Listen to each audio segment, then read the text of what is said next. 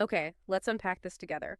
Have you ever wondered what makes a book, truly timeless? Today we're diving into Harper Lee's classic To Kill a Mockingbird. It's a novel that, well, even decades later, it keeps sparking these really deep conversations about justice, empathy, and just growing up.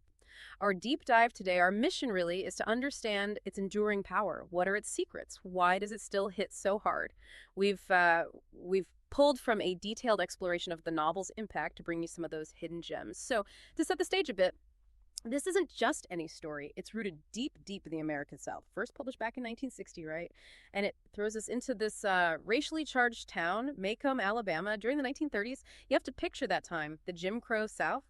Lee shows it subtly but powerfully. And just like everyday life, not only the big trial, what's amazing, I think, is how it blends that innocent kid's perspective with some really stark injustice and also this quiet, almost underestimated courage.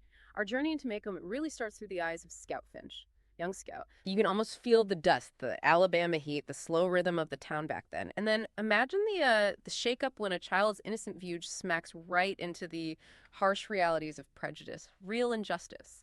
This novel, it's not just a plot, it's Scout figuring out how complicated the world is, all while her dad, Atticus, guides her with this strong moral compass. Right, and Atticus Finch. He's fascinating because he's not just a character. He's really the anchor for the whole story's morality, The plot and Scout's education, I guess, it all pivots around him defending Tom Robinson. Tom, a black man who is, well, he's falsely accused of this terrible crime against a white woman. Lee doesn't just tell you it's unfair. She makes you feel it. You feel the pressure on Atticus, on his kids. Yeah. Yeah, and through that trial, the whole wrenching drama of it, Scout, her brother Jem, and honestly you, the listener, you don't just learn about racism and inequality. It's more visceral. You experience the kind of social hypocrisy that just permeated their world.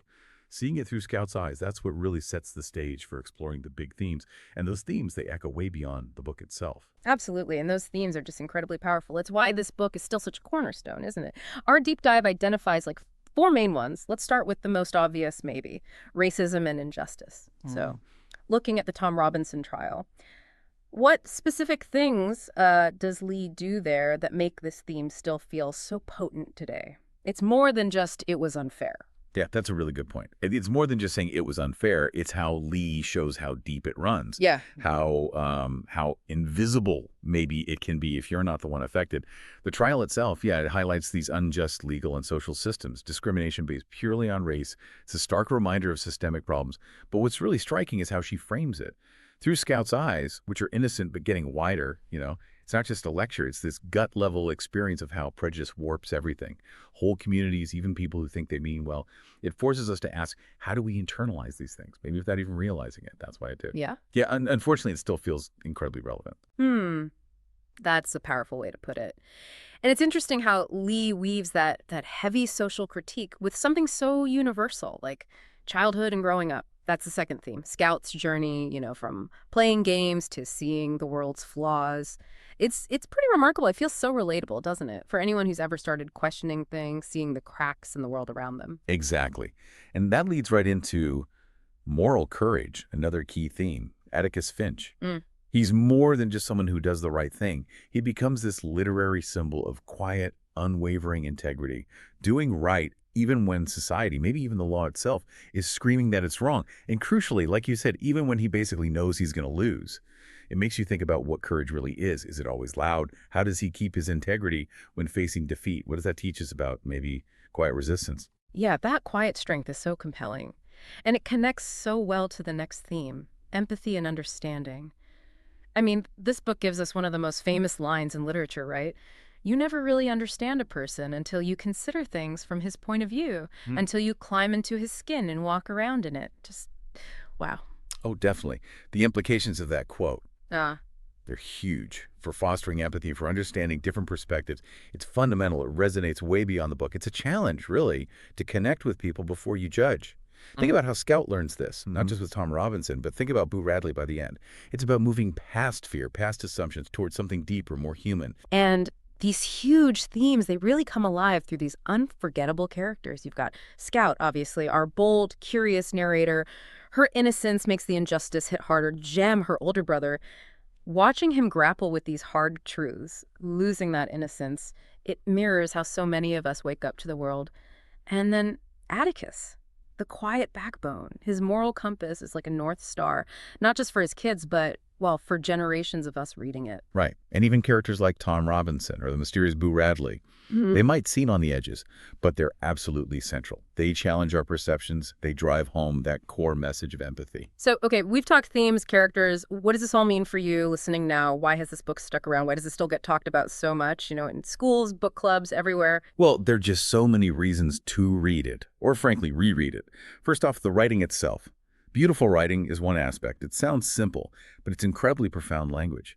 Lee's prose is so economical, but wow, it paints these vivid pictures. Macomb, the people. It's precise. Then there are the moral lessons. It's constantly pushing you, challenging you to think about your own beliefs, your actions. How do you react to injustice, not just back then, but now? And that ties into its social relevance. Okay, it's set in the 1930s, but the themes, inequality, division, the courage to stand up, they're still so relevant today, aren't they? It's a stark reminder that, yeah, we make progress, but the fight for justice is ongoing. And of course, the strong characters, they're a huge part of it.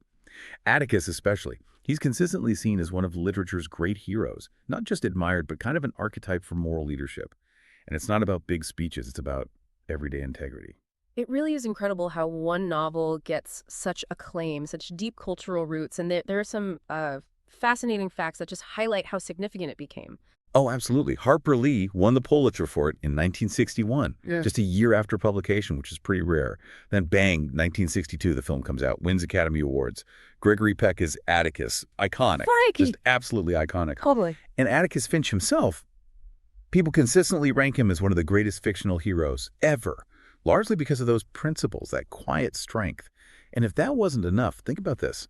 Translated into more than 40 languages, it reached readers everywhere, a true global phenomenon. When you lay it all out, it becomes so clear. To Kill a Mockingbird, it's really not just a book. It's like a mirror. Exactly. Yeah. It forces you to look at some uncomfortable truths about society, maybe about ourselves. It challenges assumptions, biases. It makes you confront the injustices that, well, that still persist. But at the same time, it also reminds us of the good, the power of empathy, of education, and maybe most importantly, the good that comes from standing up for what's right, even when it's hard, even when the odds seem completely stacked against you. So if you've never read it, maybe now's the perfect time. Give it a go. And if you have read it before, honestly, pick it up again. You'll almost certainly discover something new about the world, maybe about yourself too, every single time.